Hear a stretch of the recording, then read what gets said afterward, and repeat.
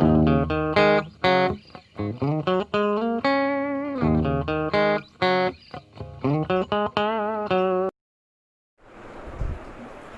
Friends, welcome to our channel analytical hub. हमने vibrational spectroscopy की series में introduction, principle as well as simple harmonic oscillator और Hooke's law को complete कर लिया था। आज हम स्टार्ट करेंगे एन हार्मोनिक ऑसिलेटर। चलिए स्टार्ट करते हैं। देखिए, एन हार्मोनिक ऑसिलेटर को समझने से पहले हम सबसे पहले एक बार रिवाइज कर लेते हैं सिंपल हार्मोनिक ऑसिलेटर को। देखिए, सिंपल हार्मोनिक ऑसिलेटर में क्या होता है कि जैसे ये एक स्प्रिंग है जिससे कोई बॉडी अटैच्ड है जिसका मास है m। अब ये इक्विलिब्रियम स्टेट में है। एक स्प्रिंग है जिससे अटैच है एक बॉडी जिसका मास है m, जो अभी रेस्ट या इक्विलिब्रियम स्टेट में है। जब ये स्प्रिंग को मैं नीचे खींचूंगा, जब मैं बॉडी को नीचे खींचूंगा तो ये स्ट्रेच हो जाएगी तो अपनी ओरिजिनल पोजीशन से कुछ आगे बढ़ जाएगी। समझ लीजिए एक्स बढ़ेगी और उसको पीछे खींचने के लिए एक रेस्टोरिंग फोर्स लगेगा। ठीक है, तो इस पूरे डेटा से हम डिराइव करेंगे पोटेंशियल एनर्जी। मैंने इसको पिछले लेक्चर में अच्छे से समझाया है, आप उसको जाके देख सकते हैं, मैं डिस्क्रिप्शन बॉक्स में लिंक दे दूंगा। देखिए, तो सिंपल हार्मोनिक ऑसिलेटर में पोटेंशियल एनर्जी का फॉर्मूला होता है हाफ kx²। ठीक, अब आ जाइए एन हार्मोनिक ऑसिलेटर पे। एन हार्मोनिक ऑसिलेटर में क्या होता है, तो देखिए यहाँ पे भी स्प्रिंग है, इधर भी बॉडी है जिसका मास है m, लेकिन इसमें होगा क्या कि जब हम स्प्रिंग को खींचेंगे तो एक ऐसा पॉइंट आएगा जहाँ पे स्प्रिंग ब्रेक कर जाएगी या फिर ऐसा समझ लग सकते हैं कि ये बॉन्ड है। ठीक है, और यहाँ पे दो एटम्स जुड़े हुए हैं। जब हम इसको खींचेंगे तो एक ऐसा पॉइंट आएगा जब ये बॉन्ड ब्रेक हो जाएंगे। इसका मतलब ये अपनी ओरिजिनल स्टेट गेन नहीं कर पाएगा। ठीक है, तो जैसे ही सिंपल हार्मोनिक ऑसिलेटर में अगर आप स्ट्रेच करो या कंप्रेस करो, at last original position maintain हो जाती है, लेकिन इसमें नहीं होगी। जब आप इसे स्ट्रेच करते जाएंगे स्प्रिंग को, तो एक ऐसा पॉइंट आएगा कि ये ब्रेक कर जाएगा तो हमें इस तरह का कर्व मिलेगा, और इसी कर्व को हम कहेंगे मोर्से पोटेंशियल कर्व।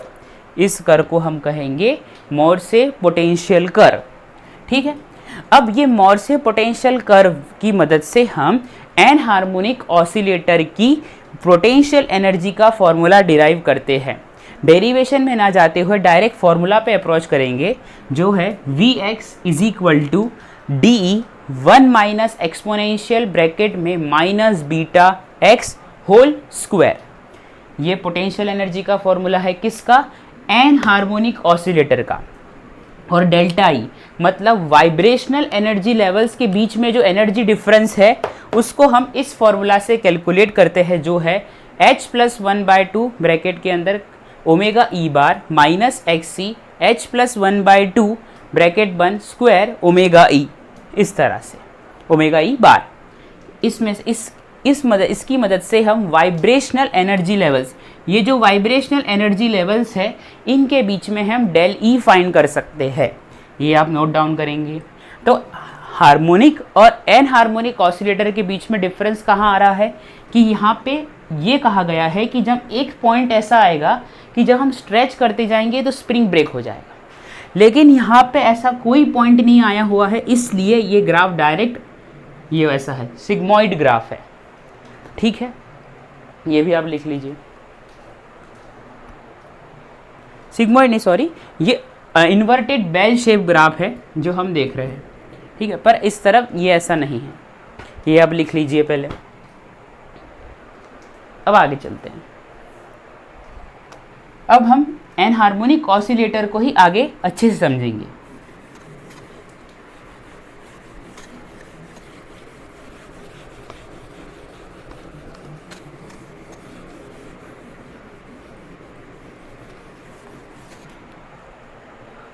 देखिए, ये जो DO और DE दिख रहा है आपको, वो क्या है, तो DO है dissociation energy of molecule from ground level. और डीई क्या है? डीई है डिसोसिएशन एनर्जी ऑफ मॉलिक्यूल।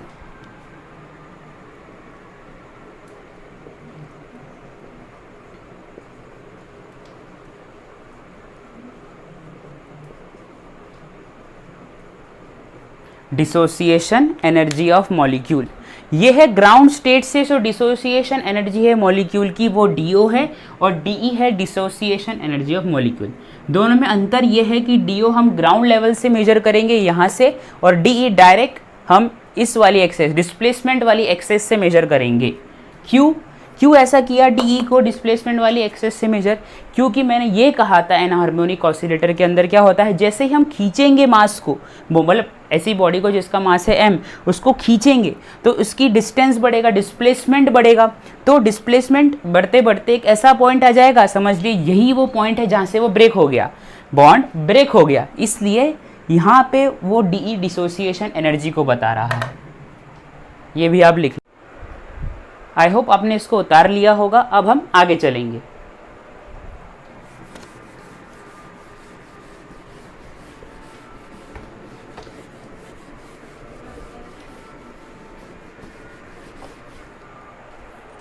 अब आप एक टेबल बनाएंगे जिसमें लिखेंगे सिस्टम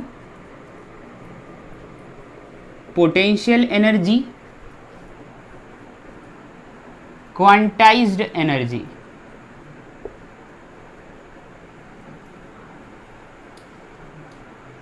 क्वांटाइज्ड एनर्जी, इस तरह का आप टेबल बना लीजिए पहले तो।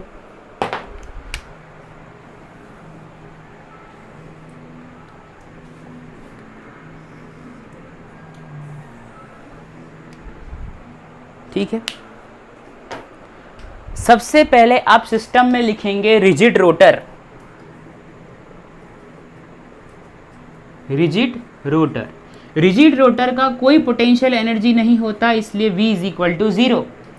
और इसकी क्वांटाइज्ड एनर्जी का फॉर्मूला क्या है? E is equal to BJ+1 centimetre inverse, जहाँ पे B is equal to H/8π² है।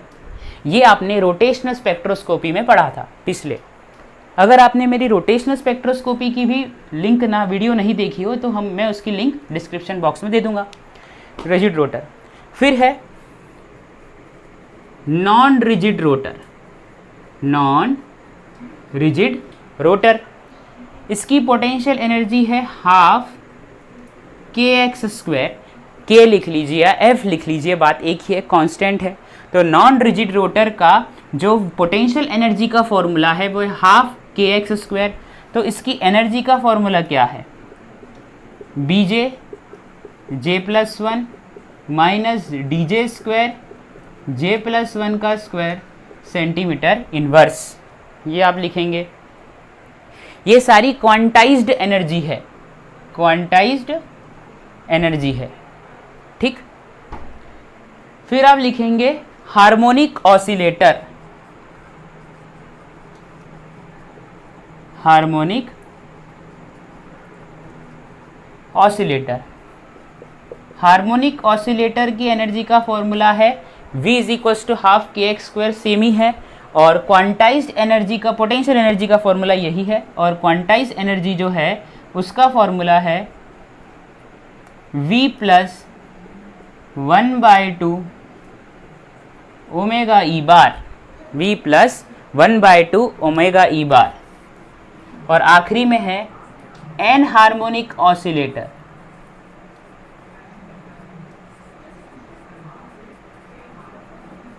एन हार्मोनिक ऑसिलेटर की पोटेंशियल एनर्जी का फॉर्मूला है V is equal to DE 1 minus exponential minus beta x whole square. अभी हमने पीछे ही देखा था। और एनर्जी का फॉर्मूला है क्वांटाइज एनर्जी का V+1/2 omega E bar minus XC V+1/2 square omega E bar. इस तरह से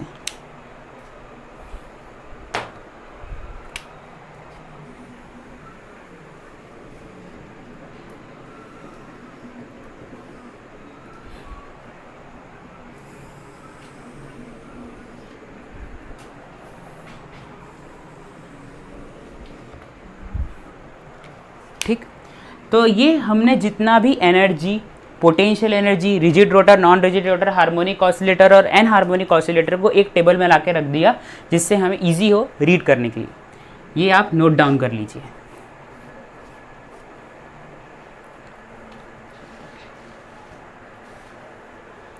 चलिए अब हम पढ़ेंगे transition of anharmonic oscillator. जिस तरह से हार्मोनिक ऑसिलेटर में जो ट्रांजिशन होता था, जिस तरह से ट्रांजिशन होता था, उसी तरह से एन हार्मोनिक ऑसिलेटर में ट्रांजिशन किस तरह से होगा अब हम देखेंगे।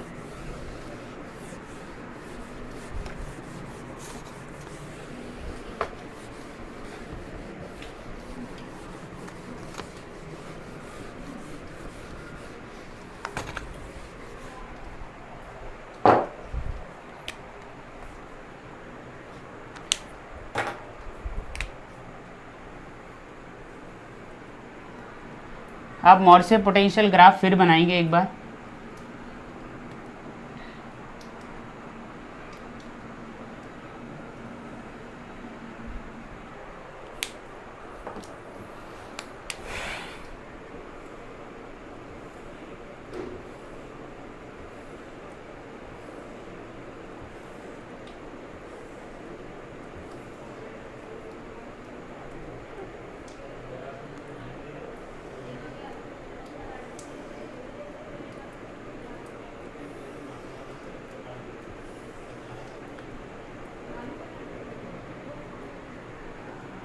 ठीक,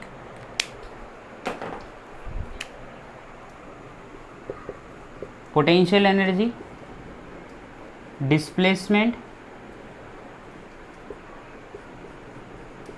मॉर्से curve, Morse potential energy curve, potential energy curve.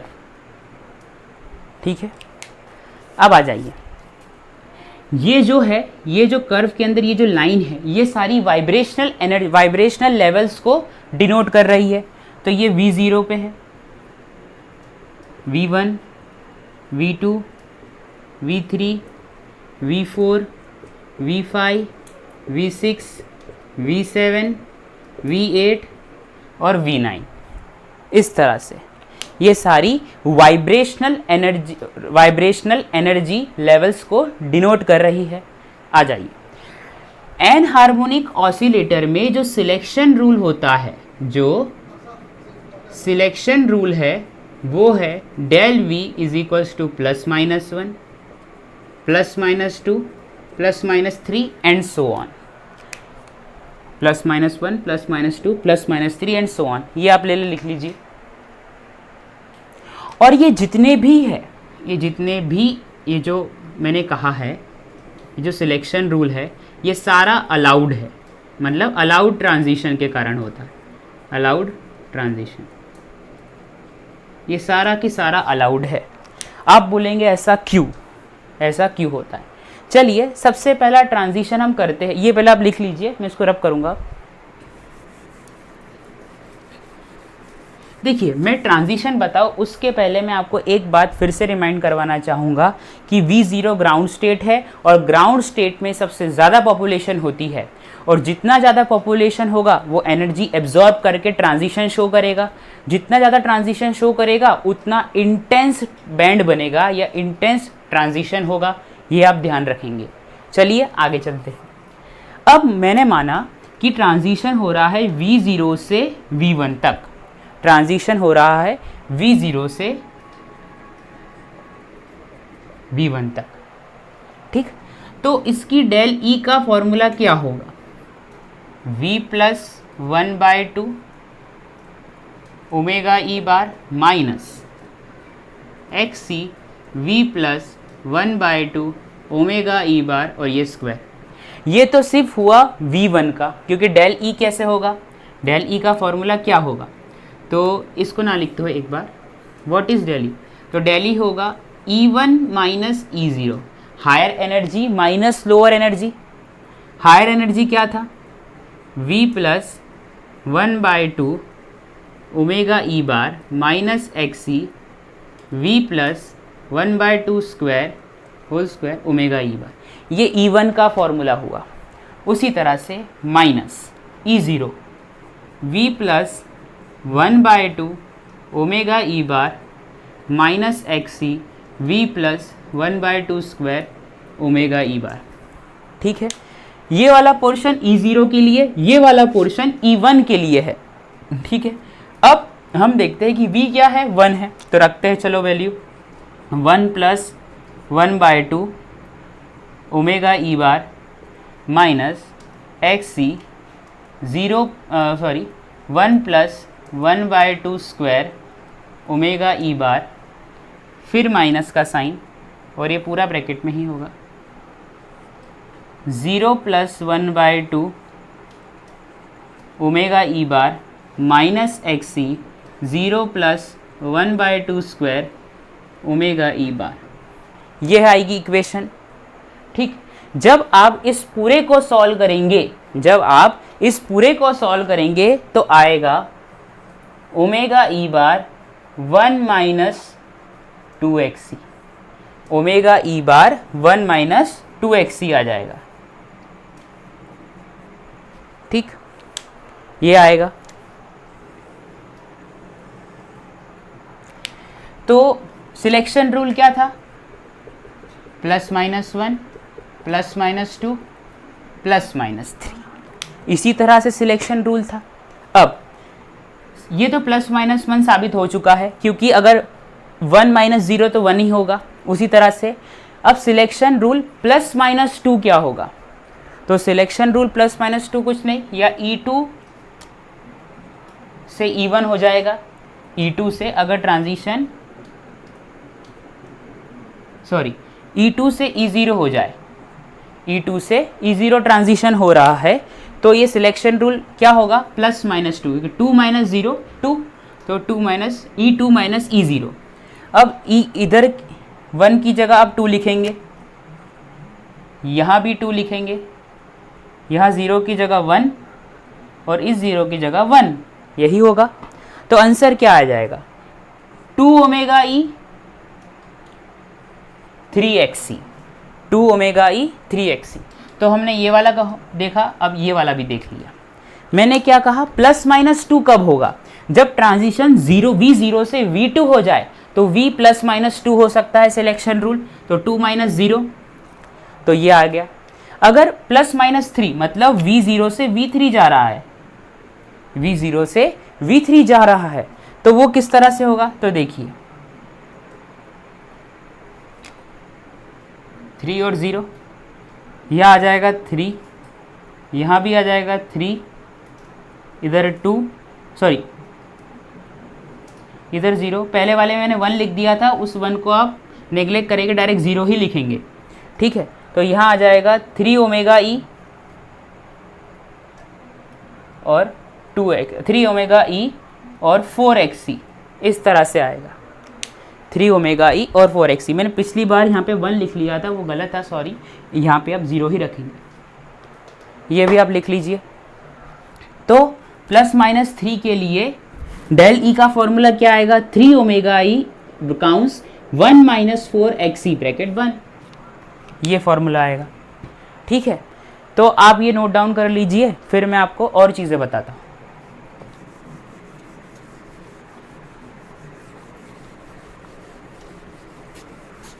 फिर आप कहेंगे कि सर V1 से V2 नहीं हो पाएगा क्या, V1 से V3 नहीं हो सकता क्या? तो हो तो सकता है, लेकिन इंटेंसिटी बहुत कम, बहुत ज़्यादा कम होगी V1 पे। V1 से कई V2 ट्रांजिशन होने की इंटेंसिटी बहुत कम, तो V1 से V3 जाने की भी इंटेंसिटी बहुत कम होगी। क्यों होगी ऐसा, क्यों? तो ऐसा इसलिए क्योंकि V1 पे जो पॉपुलेशन होती है, V1 पे जो पॉपुलेशन है मॉलिक्यूल की, वो एक्सपेरिमेंटली फाउंड की गई है अप्रॉक्स 0.008, अप्रॉक्स 0.008 है। मतलब V1 लेवल पे पॉपुलेशन इतनी है, 1 से भी कम है, बहुत ही ज़्यादा कम। ठीक है, इसलिए यहाँ पे ट्रांजिशन होगा भी तो इंटेंसिटी ऑफ बैंड ये बहुत वीक मिलेगी, जिसे हम नेग्लेक्ट करेंगे। अब ठीक है, नेग्लेक्ट करेंगे। तो आपने कहा, अब मैंने कहा था कि सिलेक्शन रूल क्या था, +-1 भी है, +-2 और +-3 भी हो सकता है, ये तीनों की, और इससे ज़्यादा भी हो सकता है।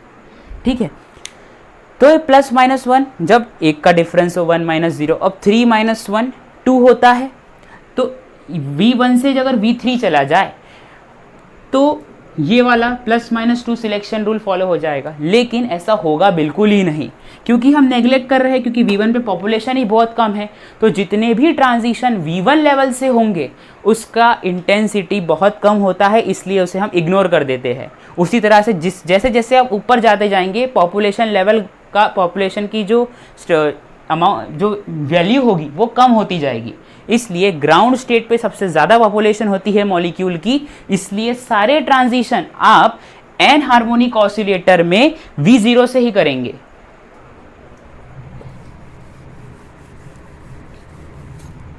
ठीक, अब हमने ये ट्रांजिशन देख लिए, अब हम जानेंगे फंडामेंटल बैंड क्या होता है, फर्स्ट ओवरटोन क्या होता है, सेकंड ओवरटोन क्या होता है, ये हम देखेंगे। देखिए, सबसे पहला फंडामेंटल बैंड कब आएगा, जब ट्रांजिशन होगा V0 से V1।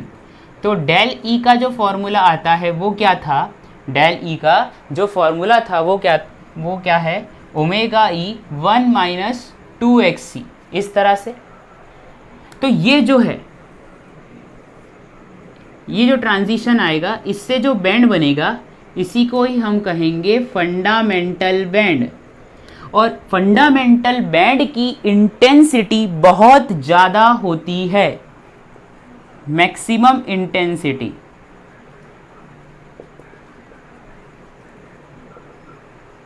उसी तरह से अगर V = 0 से V = 2 ट्रांजिशन हो जाए तो डेल E की वैल्यू क्या आएगी, 2 ओमेगा E 1 - 3xc, इस तरह से। इसे हम कहेंगे फर्स्ट ओवरटोन, इस बैंड को हम कहेंगे फर्स्ट ओवरटोन, फर्स्ट ओवरटोन।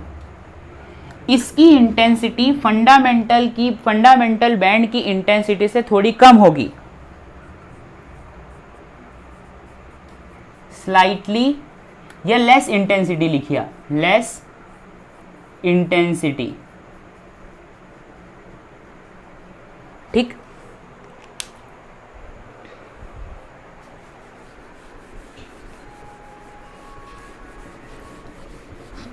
और सेकेंड ओवरटोन किसे कहेंगे आप, जब ट्रांजिशन V0 से V3 हो जाए, जब ट्रांजिशन V0 से V3 हो जाए तो जो डेल E का फॉर्मूला आएगा वो क्या होगा, 3 omega E 1 - 4xc, 3 omega E 1 - 4xc। ठीक है, तो इसी को ही हम कहेंगे सेकेंड ओवरटोन, इसी को हम कहेंगे second overtone.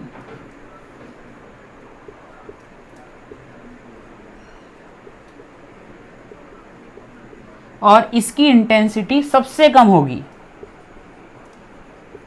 Very less intensity. ठीक है, तो एन हार्मोनिक ऑसिलेटर में हमें कुछ बातें ध्यान रखनी है, और वो क्या क्या है। सबसे पहले तो पोटेंशियल एनर्जी का formula V = dE 1 - exponential minus beta x square, इसी तरह से बीटा एक्स होल स्क्वायर, ये ध्यान रखना है आपको। उसी तरह से डेल ई का फॉर्मूला आपको ध्यान रखना है, V + 1/2 omega e minus XC V + 1/2 square omega e square, ये V वाइब्रेशनल कांस्टेंट है। ठीक है, और क्या ध्यान रखेंगे, सिलेक्शन रूल आप ध्यान रखेंगे, डेल V = +-1 +-2 +-3 होता है, ये सिलेक्शन रूल आप नहीं भूलेंगे। और फर्स्ट फंडामेंटल ओवरटोन की जब फॉर्मूला है वो फर्स्ट ओवरटोन, और सेकेंड ओवरटोन के फॉर्मूले को आप नहीं बोलेंगे। ये चीज़ आपको ध्यान रखनी है एन हार्मोनिक ऑसिलेटर के अंदर, ये चीज़ें आपको ध्यान रखनी है। ठीक, ये भी आप नोट डाउन कर लीजिए। और जितने भी ट्रांजिशन V1 से हो गए उस सबको इग्नोर करेंगे, क्योंकि पॉपुलेशन जो होती है V1 की, V1 एनर्जी लेवल पे जो पॉपुलेशन होती है वो 0.08 होती है, 0.008 इतनी होती है। तो इसलिए आप जितने भी ट्रांजिशन होंगे V1 वाइब्रेशनल लेवल से उसको सबको आप इग्नोर कर देंगे, सिर्फ V0 से ही गिनेंगे। ये आप सारा नोट डाउन कर लीजिए। फिर हम चलते हैं हॉट बैंड्स की ओर। हम चलेंगे अब हॉट बैंड्स की ओर।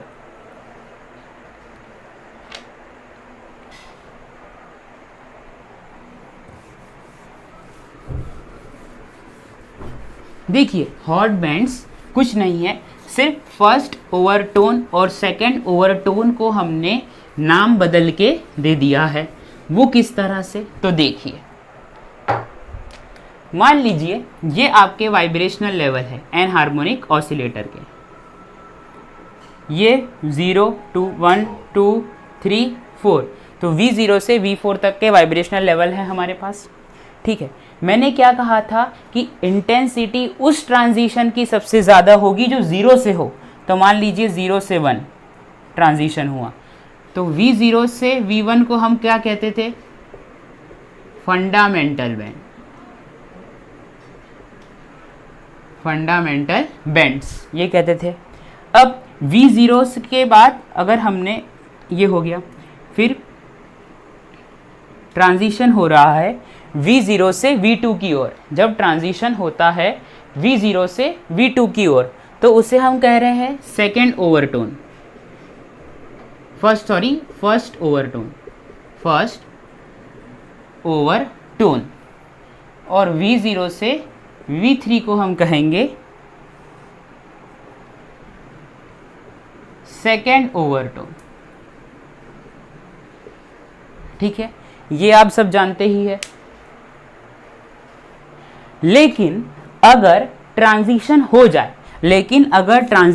जाए V0 के अलावा किसी और एनर्जी लेवल से, अगर ट्रांजिशन हो जाए V0 के अलावा किसी और एनर्जी लेवल से, मान लीजिए V1 से V2 में ट्रांजिशन हो गया, मान लीजिए V1 से V2 में ट्रांजिशन हो गया या V2 से V3 में ट्रांजिशन हो गया, तब क्या होगा। ठीक है, मैंने कहा कि नॉर्मल ट्रांजिशन जो हम जिसकी इंटेंसिटी हम कैलकुलेट कर सकते हैं, जिसकी एनर्जी को कैलकुलेट कर सकते हैं, वो तो V0 से है। लेकिन ऐसे ट्रांजिशन जो V0 से ना होके किसी और वाइब्रेशनल एनर्जी लेवल से हो जाए तो क्या, तो इसे ही हम कहेंगे हॉट बैंड्स। ये सारे हैं हॉट बैंड्स।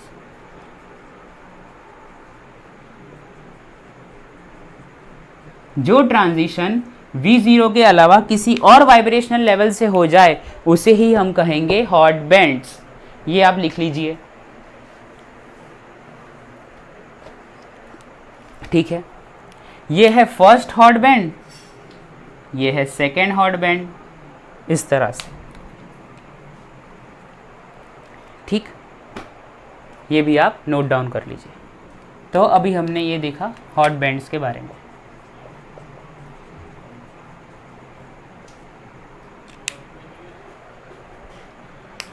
तो ठीक है दोस्तों, आज हमने एन हार्मोनिक ऑसिलेटर और हॉट बैंड्स को कंप्लीट कर लिया है। आई होप आपको मेरा लेक्चर पसंद आया होगा। इफ़ आपको मेरा लेक्चर पसंद आया तो प्लीज़ लाइक कीजिए, सब्सक्राइब कीजिए, कमेंट कीजिए, शेयर कीजिए और बेल आइकन को दबाना ना भूलिएगा।